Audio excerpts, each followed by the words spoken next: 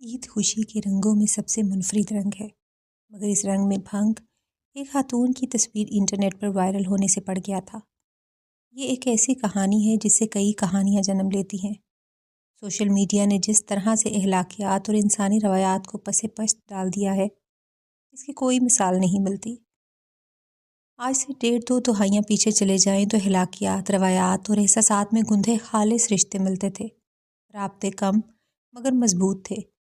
नेकी भी यूं की जाती थी जैसे चोरी छुपे गुनाह किया जाता है कि किसी को कानो कान खबर न हो। इज्जत नफ्स, भरम और खुददारी सलामत रहती थी। यहाँ तक कि किसी के मर जाने की खबर भी कई कई दिनों बाद पहुँच पाती थी। फिर साइंस ने तरक्की की और अखलाकी कदरों को जैसे मौत ही पड़ गई। पर्दे और चार दीवारियाँ ख़त्म होती चली गईं। इज्जत नफ्स का कत्ल आम होने लगा। लोग किसी को भिखारी 10 रुपए देकर भी यही सोचते हैं कि काश ये खबर भी सोशल मीडिया पर बम की तरह फटे और बारूद की तरह फैलती चली जाए। ये भी एक ऐसी बात थी जो बम की तरह ब्लास्ट होकर बारूद की तरह फैलती चली गई थी। ये माह सयाम की चौथी शब थी। नमाज तरावी के बाद लोग अपने बिस्तरों में घुसे अगले रोज़े के मुंतज़िर थे। बिलाखिर वो रात भी तमाम होने की नवीद लेकर आ गई। उठो जागो, अल्लाह की रहमतों का मेला लूट लो।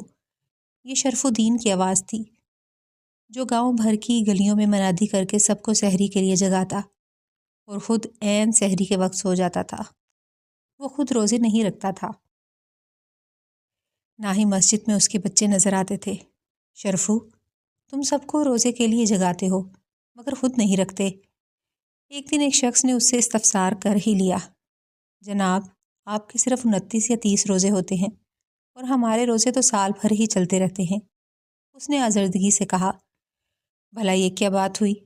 यही तो बात है, जब हमारे पास खाने को ही नहीं होता तो हम रोज़ा क्या रखेंगे। मैं नमाज इशा से नमाज तरावी के अख्ताम तक मस्जिद के बाहर पहरा देता हूँ, फिर जाकर बिस्तर पर लेट जाता हूँ।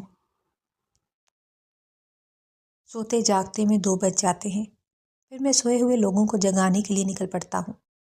तुम ठीक कह रहे हो शरफू, उसने कहा, मगर ये तो नेकी का काम है। रोज़ा रखना और रोज़े के लिए लोगों को जगाना तो अजीम इबादत है। जी, और मैं इन 2 अजीम इबादतों में से सिर्फ एक का ही मुतहम्मिल हो सकता हूँ। उसने कहा, वो कैसे? वो ऐसे कि मैं खुद रोज़ा नहीं रखता, बिलाशुबा ये एक गुनाह है, मगर दूसरों को जगाता हूँ, ये कार सवाब है। चनांचा मैं एक नेकी और एक गुनाह से पलड़ा बराबर कर लेता हूँ। अस्तगफिरुल्लाह, तुम कौन होते हो ये तय करने और नेकी गुनाह की जमा तफरीक से पलड़ा बराबर करने वाले? नेकी की तरगीब देने वाले साहब बुरी तरह बरहम हुए और तौबा तौबा का विर्द करते हुए उसकी नज़रों से ओझल हो गए। ये था शरफुद्दीन, गुर्बत और इफलास की चक्की के 2 पार्टों के बीच में पिसता हुआ एक मजबूर और गरीब मजदूर। दिन भर मेहनत मजदूरी करता और रात को सोए हुए लोगों को जगाने में लग जाता, मगर इस बार मेहनत मजदूरी भी ख़त्म होकर रह गई थी। कोरोना वायरस खुद तो रुखसत हो गया था, मगर अपने पीछे बेरोज़गारी का तूफ़ान छोड़ गया था।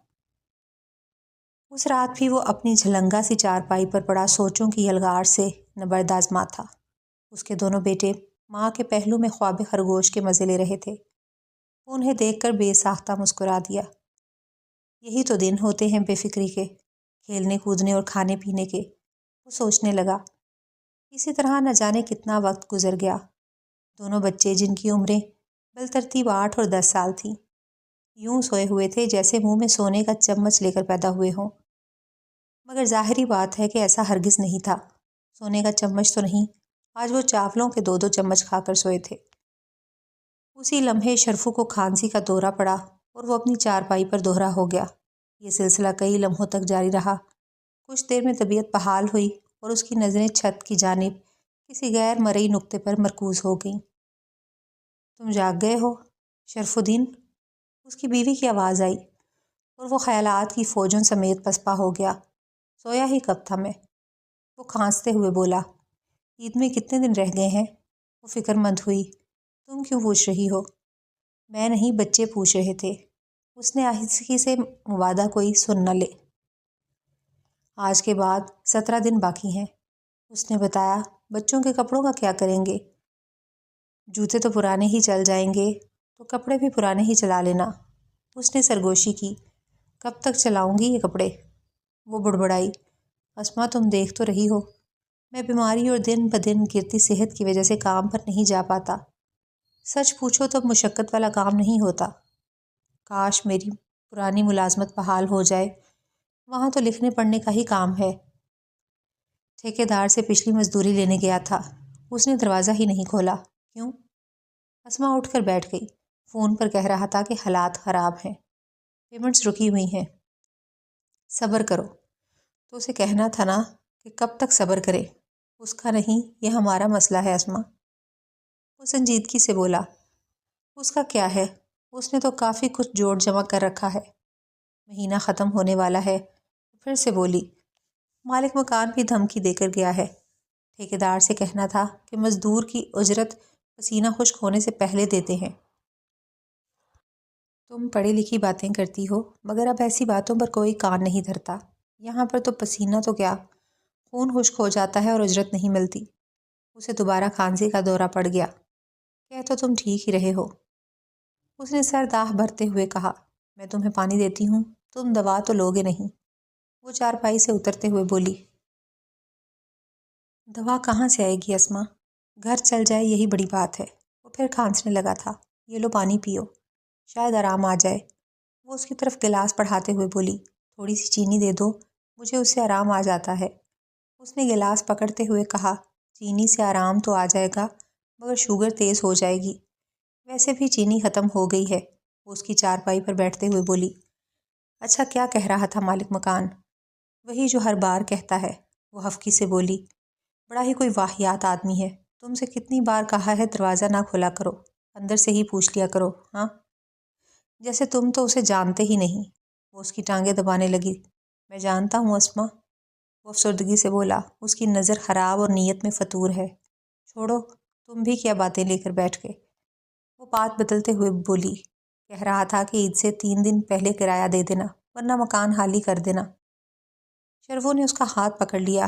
کیوں دبا رہی ہو میری ٹانگیں؟ تم بھی تو تھک جاتی ہو، تم ساری رات لوگوں کو جگاتے ہو، دن بھر مزدوری کرتے ہو، میں کیا کرتی ہوں؟ وہ دوبارہ اس کی ٹانگیں دبانے لگی۔ وقاص نے آج مجھ سے بات نہیں کی۔ اس نے اپنے چھوٹے بیٹے کا نام لیا۔ کہہ رہا تھا بابا سے ناراض ہوں۔ وہ بتانے لگی، اس کے دوستوں نے عید کے کپڑے لے لیے ہیں نا، اس لیے۔ اور شہباز؟ وہ کچھ نہیں کہتا مگر اس کی آنکھیں بہت بولتی ہیں۔ وہ بڑے بیٹے سے متعلق بتانے لگی۔ اچھا چلو، اللہ کوئی راستہ نکالے گا۔ وہ کروٹ بدلتے ہوئے بولا۔ جاؤ تم بھی اب سو جاؤ۔ وہ میں ایک بات کرنا چاہتی ہوں، اس نے جھجکتے ہوئے کہا۔ ہاں بولو، سن رہا ہوں۔ وہ کروٹ بدلے بغیر بولا۔ وہ میں سوچ رہی تھی کہ حاجی صاحب کے گھر کام کرنے چلی جایا کروں، اسما نے کہا۔ اور وہ یوں تڑپ کر اٹھا جیسے کسی زہریلے بچھو نے ڈنک مار دیا ہو۔ کیا کہہ رہی ہو اسما؟ وہ بے یقینی سے بولا۔ تم جانتی بھی ہو تم نے کیا بات کی ہے؟ میں جانتی ہوں مگر اب بس اب چپ ہو جاؤ، گھر سے باہر قدم رکھنے کا سوچنا بھی مت۔ وہ برہمی سے بولا۔ لوگ کام سے زیادہ کام کرنے والیوں کو گھورتے ہیں۔ شرف الدین انسان خود ٹھیک ہو تو کوئی کچھ نہیں کہہ سکتا۔ ویسے بھی عید تک ہی تو بات ہے اسما، یہ سب کتابی باتیں ہیں، جو ٹھیک ہوتا ہے اسے ہی سب غلط کہتے ہیں۔ وہ تلخی سے بولا۔ اوپر سے مہنگائی عفریت کی طرح بڑھتی چلی جا رہی ہے، اسی لیے تو کہہ رہی ہوں کہ عید تک حاجی صاحب، میں اچھی طرح جانتا ہوں اسے۔ وہ اس کی بات کاٹتے ہوئے بولا۔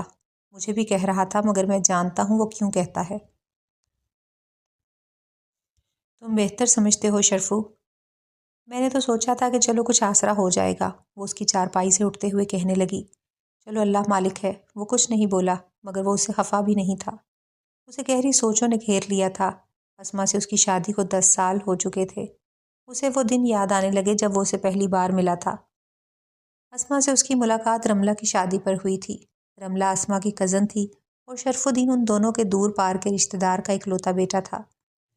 کسی بھی شادی پر عمومی طور پر کئی شادیوں کے راستے کھل جاتے ہیں، لوگ ایک دوسرے سے ملتے ہیں، لڑکیاں لڑکے بھی ساتھ آئے ہوتے ہیں، تعارف اور تجدیدی مراسم بھی ہو جاتے ہیں، نئے تعلقات استوار اور پرانے رشتے بحال ہو جاتے ہیں۔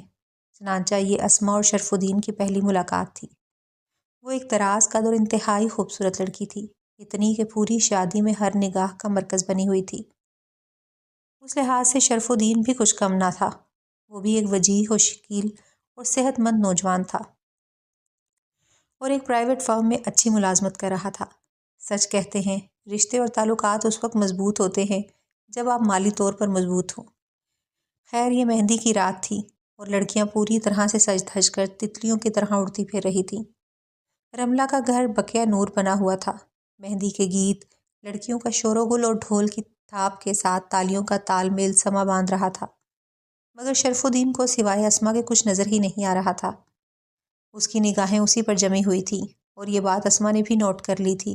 اسی لمحے شرف الدین کے سیل فون نے سگنل دیا اور وہ بلا ارادہ چھت پر چلا گیا۔ یہ سردیوں کی ایک یخ بستہ رات تھی۔ وہ کافی دیر تک کسی سے فون پر بات کرتا رہا، پھر وہیں ایک پرانی سی کرسی پر بیٹھ گیا۔ تم نے دیکھا کیسے تمہیں گھور رہا ہے؟ اسے ایک کھنکتی ہوئی آواز سنائی دی۔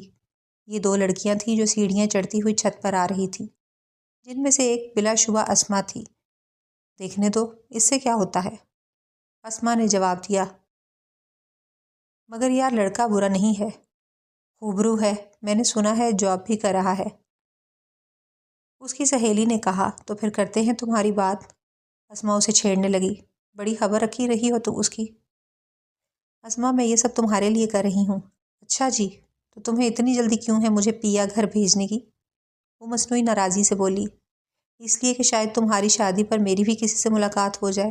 وہ کھلکھلا کر ہنسنے لگی۔ ویسے نام کیا ہے؟ اسما نے پوچھا۔ نرگس، وہ شوخی سے بولی۔ میں تمہارا نہیں اس کا پوچھ رہی ہوں۔ اس کا کس کا؟ نرگس میں تمہیں جان سے مار ڈالوں گی، وہ جھنجھلا کر بولی۔ شرف الدین، نرگس بولی۔ دقیانوسی سا نام ہے مگر وہ خود دقیانوسی نہیں ہے۔ شرف الدین، وہ بڑبڑائی۔ ہاں ہاں یاد کر لو کہیں بھول نہ جاؤ، اس نے کہا اور ہنسنے لگی۔ جہنم میں جاؤ، میں جا رہی ہوں۔ وہ واپس مڑتے ہوئے بولی۔ اچھا اچھا ٹھہرو، میں سیریس ہوں، اس نے کہا اور یوں صورت بنا لی جیسے ابھی رو دے گی۔ اچھا اتنا سیریس ہونے کو نہیں کہا تھا، تم تو کسی مریض کی طرح سیریس ہو گئی، وہ بولی اور نرگس کے کہکے پھر سے گونجنے لگے۔ پھر ایک دم دونوں خاموش ہو کر گویا ساکت ہو گئیں۔ ان دونوں کی مترنم ہنسی میں مردانہ کہکا بھی شامل ہو گیا تھا جو بلا شبہ شرف الدین کا تھا۔ وہ کب سے ان کی باتیں سن رہا تھا مگر سیریس مریض والی بات پر وہ بھی اپنی ہنسی نہیں روک پایا تھا۔ تو آپ ہمارا پیچھا کر رہے ہیں؟ نرگس نے زیر لب مسکراتے ہوئے کہا، جبکہ اسما کو چھپنے کے لیے جگہ نہیں مل رہی تھی۔ محترمہ پیچھا میں نہیں بلکہ آپ کر رہی ہیں، اور ایک شریف النفس انسان کی غیبت بھی، اس نے اسما پر نظریں جماتے ہوئے بولا۔ نہیں، ہم تو آپ کے نام کی ٹرانسلیشن کر رہے تھے۔ اسما کانپتی ہوئی آواز میں بولی۔ کیوں، میرا نام سلیبس میں آ گیا ہے؟ وہ اسے چھیڑنے پر تل گیا تھا۔ نہیں تو کیا؟ کچھ نہیں، وہ بولی اور نرگس کے کہکے گونجنے لگے۔ تمہیں تو میں نیچے جا کر پوچھتی ہوں، اس نے دانت پیستے ہوئے سرگوشی کی۔ تمہیں بہت شوق تھا چھت پر آنے کا، میں جا رہی ہوں۔ وہ سیڑھیوں کی طرف بڑھنے لگی۔ آپ جائیں گی تو میں شور مچا دوں گا، وہ اپنی ہنسی ضبط کرتے ہوئے سنجیدگی سے بولا۔ شور مچا دیں گے؟ اسما خود کو سنبھالتے ہوئے حیرت سے بولی۔ تو اور کیا، عزت صرف خواتین کی ہی نہیں ہماری بھی ہوتی ہے، اور آپ نے میرا پیچھا کیا ہے، اس نے مسکراتے ہوئے کہا۔ استغفر اللہ، کیا آپ مجھ سے شادی کریں گی؟ اس نے ایک دم سوال کا گولا داغ دیا۔ کیا شادی؟ وہ سنجیدہ ہو گیا۔ نرگس کا ہنسی کے مارے برا حال ہو رہا تھا۔ پھر وہ بھاگتی ہوئی سیڑھیاں اتر گئی۔ آپ نے جواب نہیں دیا۔ ایسے تھوڑا ہی ہوتا ہے، اس نے کہا۔ تو پھر کیسے ہوتا ہے؟ کیا میں آپ کو پسند نہیں، یا میرا نام دقیانوسی ہے؟ میں نے ایسا تو نہیں کہا، یعنی آپ یہ رشتہ قبول کرتی ہیں؟ جی نہیں۔ اسی لمحے نرگس اور اس کی سہیلیوں نے دھاوا بول دیا۔ مبارک ہو تم کو یہ شادی تمہاری، وہ سب مل کر گیت گانے لگیں۔ چھت پر ایک سما بندھ گیا۔ تو یہ سب آپ اور نرگس کی ملی بھگت تھی، وہ شرف الدین سے مخاطب ہوئی۔ ہاں، اور کوئی طریقہ واردات سمجھ میں نہیں آ رہا تھا، وہ بولا۔ چنانچہ نرگس سے ہی کہنا پڑا۔ دوسری لڑکیاں مسکراتی نظروں سے انہیں دیکھ رہی تھیں۔ یہ سب نرگس اور اسما کی مشترکہ سہیلیاں تھیں۔ آپ مجھے بھی اچھے لگے، مگر میں بھی پڑھ رہی ہوں، وہ پر اعتماد لہجے میں بولی۔ تاہم شادی کے لیے آپ کو میرے والدین سے بات کرنی ہوگی، وہ مارا۔ لڑکیوں نے بیک زبان ایک نعرہ بلند کیا۔ چلو رملہ کو بھی بتاتے ہیں، وہ سب کہتی ہوئی چلی گئیں۔ ان کے ساتھ اسما بھی جا چکی تھی۔ المختصر اس خوشگوار واقعے کے نتیجے میں اسما کی شادی شرف الدین سے ہو گئی۔ ان دنوں وہ سیکنڈ ایئر کے امتحانات دے رہی تھی، چنانچہ شادی تک تعلیم بھی مکمل ہو گئی اور وہ شرف الدین کی دلہن بن کر اس کے گھر آ گئی۔ شادی کے ابتدائی چند سال بہت اچھے اور خوشگوار تھے، کسی چیز کی کمی نہیں تھی، چنانچہ دوست، عزیز و اقارب اور رشتہ دار بھی شمار سے باہر تھے۔ ایسا ہی ہوتا ہے، اچھے وقت میں سب اچھے ہوتے ہیں اور برے وقت میں کوئی ساتھ نہیں دیتا۔ ایسا ہی کچھ حادثہ شرف الدین کے ساتھ بھی ہوا تھا۔ اگلے مہینے جب وہ چھٹی پر آیا تو بجھا بجھا اور پریشان لگ رہا تھا۔ عمومی طور پر وہ 2-3 دن ہی گھر پر رہتا تھا، مگر اس بار جب اسے 1 ہفتہ ہو گیا تو اسما کو فکر لاحق ہونے لگی۔ شرف الدین، کیا بات ہے؟ تم جب سے آئے ہو پریشان اور کھوئے کھوئے سے ہو۔ تم نے واپس نوکری پر جانے کی بات بھی نہیں کی۔ اسما کے اس استفسار پر اس نے ایک گہری سانس لی اور افسردہ نگاہوں سے اسے دیکھتے ہوئے بولا، اسما، ہماری کمپنی بند ہو گئی ہے، اب میں نوکری پر نہیں جاؤں گا۔ ایسے کیسے اچانک؟ قسمت اچانک خراب ہوتی ہے، وہ اس کی بات کاٹتے ہوئے بولا، اور مصیبت کسی سے اجازت لے کر نہیں آتی۔ مگر اب کیا ہوگا؟ وہ افسردگی سے بولی، ہونا تو وہی ہے جو ازل سے ہمارے نصیب کی تختی پر لکھ دیا گیا ہے۔ وہ اس کا ہاتھ سے ہلاتے ہوئے بولا، انسان تقدیر کے آگے بے بس اور مجبور ہے۔ بچے اسکول جاتے ہیں، پھر کرائے کا مکان اور دیگر اخراجات۔ وہ بڑبڑاتے ہوئے بولی، ابھی تو جو کچھ جمع کر کے رکھا ہوا ہے اسے کچھ دن تو گزر جائیں گے۔ وہ بولا، آگے جو اللہ کو منظور۔ تم ٹھیک کہہ رہے ہو، مگر کب تک؟ کہتے ہیں کنویں بھی خالی ہو جاتے ہیں۔ اسما کی یہ بات درست ثابت ہوئی۔ آخرکار کنواں بھی خالی ہو گیا۔ بچے پرائیویٹ اسکول سے سرکاری اسکول میں آ گئے اور وہ شہر سے کرائے کا مکان چھوڑ کر گاؤں میں آ گئے۔ یہاں بھی کرائے کا مکان تھا، جیسے تیسے زندگی گزرتی رہی۔ برا وقت تو جیسے آ کر ٹھہر ہی گیا تھا۔ اسما تعلیم یافتہ اور ذہین عورت تھی۔ اس نے کسی نہ کسی طرح شرف الدین کو قائل کر لیا اور ایک پرائیویٹ اسکول میں بطور ٹیچر ملازمت کرنے لگی۔ اسما، یہ ملازمت تمہارا اپنا فیصلہ ہے، پہلے دن شرف الدین نے کہا تھا۔ بس خیال رکھنا، چاروں اطراف گدھ بیٹھے ہوئے ہیں اور میرے پاس اب تمہارے سوا کچھ بھی نہیں رہا۔ شرف الدین، تمہیں مجھ پر بھروسہ نہیں ہے؟ وہ پریشان ہوئی۔ تم پر تو بہت زیادہ بھروسہ ہے، مگر اب اپنی قسمت پر بھروسہ نہیں رہا۔ اس نے آزردگی سے کہا، یہ کیا؟ مجھے مایوس نہ ہونے کی نصیحت کرتے ہو اور خود؟ اب حقیقت سے نگاہیں چرانا ممکن نہیں رہا۔ ہم خود کو جھوٹی تسلی دے کر بہلا تو سکتے ہیں، مگر چلو اب بس کرو۔ وہ نرمی سے بولی، مجھے دیر ہو رہی ہے، ویسے بھی آج پہلا دن ہے۔ اسے مطمئن کر کے چلی گئی۔ پہلے ہی دن اسے اندازہ ہو گیا کہ شرف ٹھیک کہہ رہا تھا، یہ معاشرہ مردوں کا ہے۔ یہاں کوئی مجبور اور بے بس عورت احساس تحفظ اور عزت سے نہیں رہ سکتی۔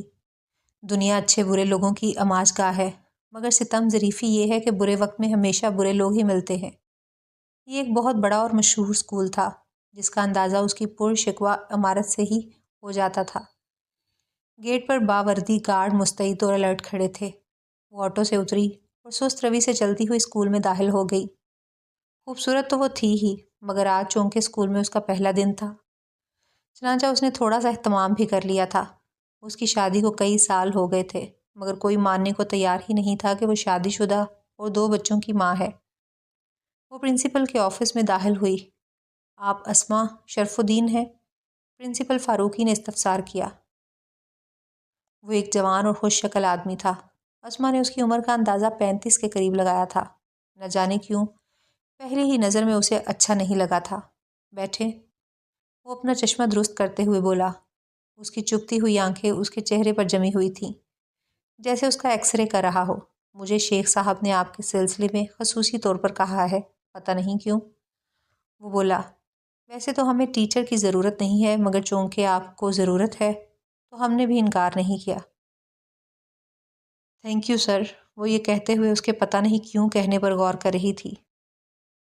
ساتھ وہ شیخ صاحب سے متعلق سوچنے لگی، جو شرف الدین کے اچھے وقت کے اچھے دوست تھے۔ اب تو صرف واقفیت ہی رہ گئی تھی۔ کیا پڑھائیں گی آپ؟ اردو، اس نے فوراً کہا۔ کیوں؟ کیونکہ مجھے اردو ہی آتی ہے۔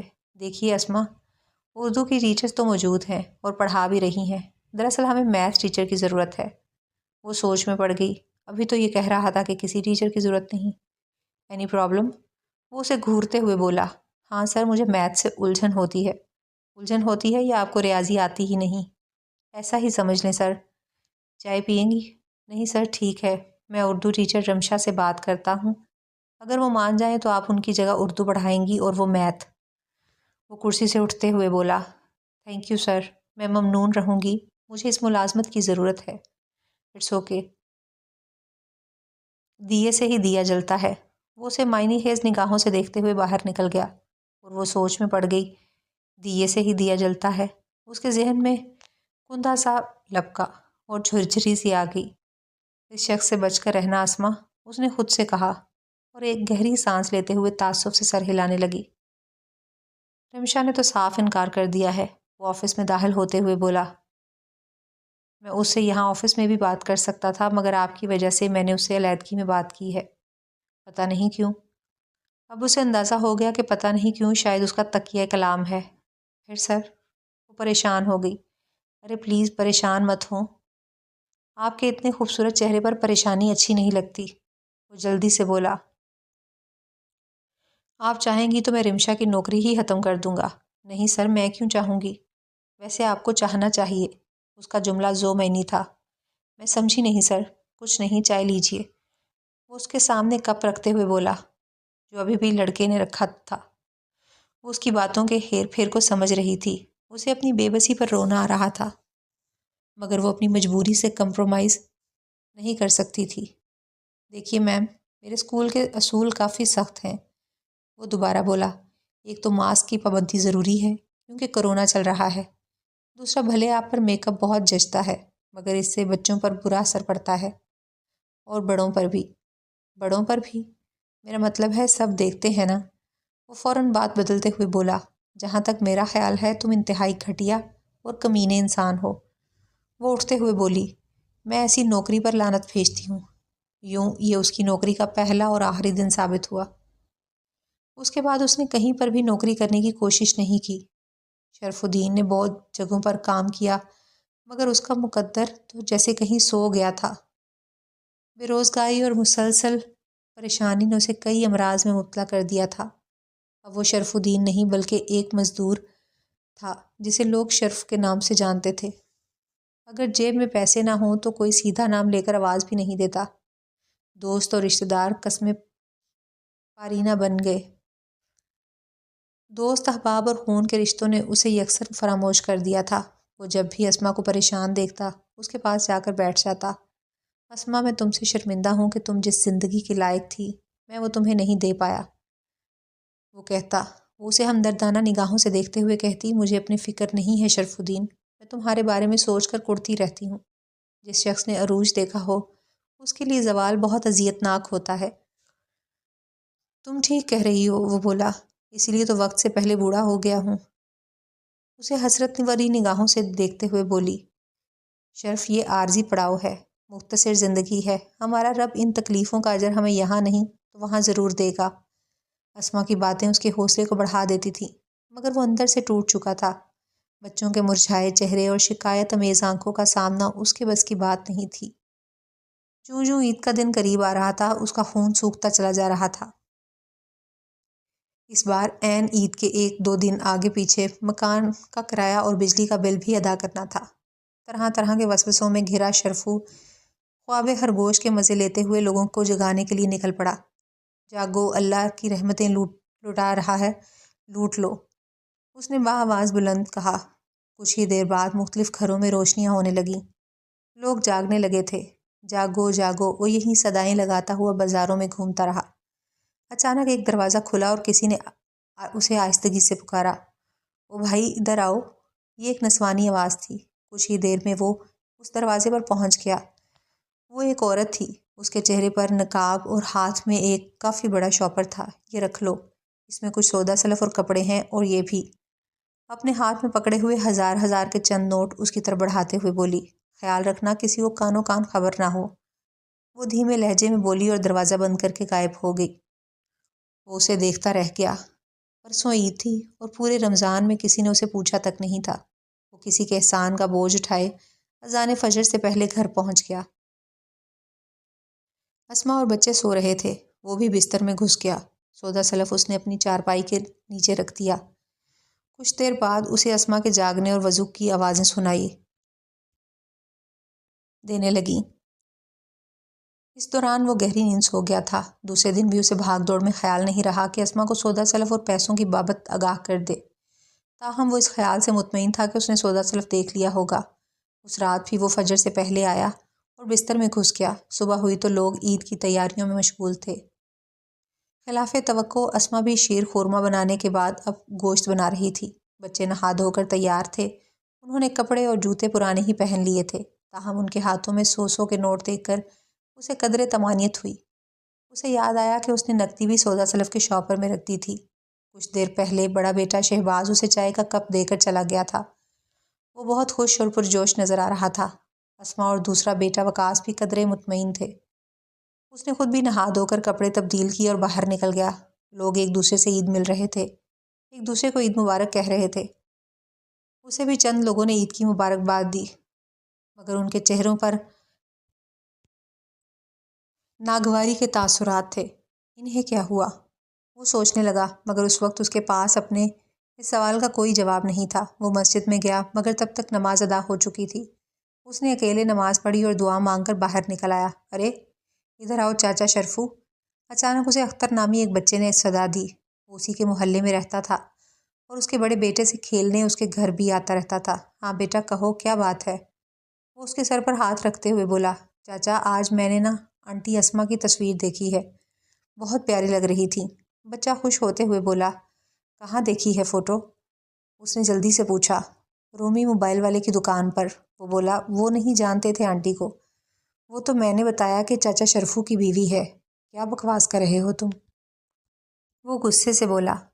چاچا تو غصہ کیوں ہو رہا ہے؟ جا تو بھی دیکھ لے۔ اس نے کہا، وہ سونی آ رہا ہے، اسے پوچھ لے۔ اس نے دور سے آتے ہوئے ایک لڑکے کی طرف اشارہ کیا۔ وہ سونی ادھر آ۔ لڑکے نے اسے خود ہی آواز دے دی۔ اختر پتر، تجھے غلط فہمی ہوئی ہے، ہمارے پاس تو موبائل ہی نہیں ہے، بھلا تیری چاچی فوٹو کیوں بنوائے گی؟ وہ پریشان ہوتے ہوئے بولا، سونی چاچے شرفو کو ذرا تصویر تو دکھا، چاچی اسما کی، جو انٹرنیٹ پر آئی ہے۔ وہ اسے دیکھتے ہی بولا، اور پھر کچھ دیر میں شرفو کے 14 طبق روشن ہو گئے تھے۔ وہ موبائل فون کی اسکرین پر اسما کی تصویر دیکھ رہا تھا۔ وہ 100% اسما تھی اور اس کی نگاہیں سامنے کیمرے پر مرکوز تھیں۔